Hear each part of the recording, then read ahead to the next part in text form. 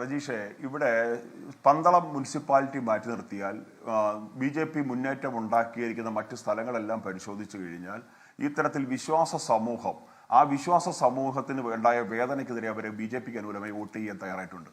എന്താണ് പിന്നെ വ്യത്യാസം എന്ന് ചോദിച്ചാൽ, കഴിഞ്ഞ കാലങ്ങളിൽ ഇടതുപക്ഷവും വലതുപക്ഷവും കേരളത്തിൽ ഉണ്ടാക്കി വെച്ചിരിക്കുന്ന ഒരു നറേറ്റീവ് ഉണ്ട്.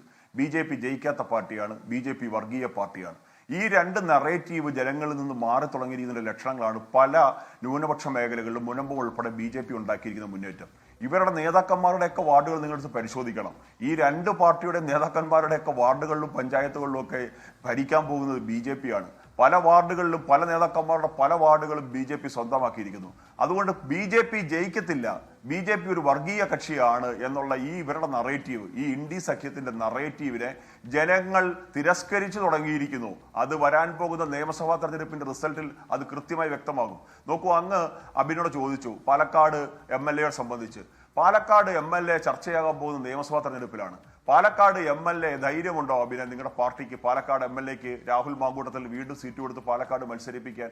നിങ്ങൾ പറഞ്ഞു നിങ്ങൾ എടുത്ത നിലപാടിനെ ജനങ്ങൾ കൈനീട്ടി സ്വീകരിച്ചത്. പക്ഷെ ജനങ്ങൾക്ക് മനസ്സിലായിട്ട് എന്തുകൊണ്ട് നിങ്ങളുടെ അണികൾക്ക് മനസ്സിലാവുന്നില്ല?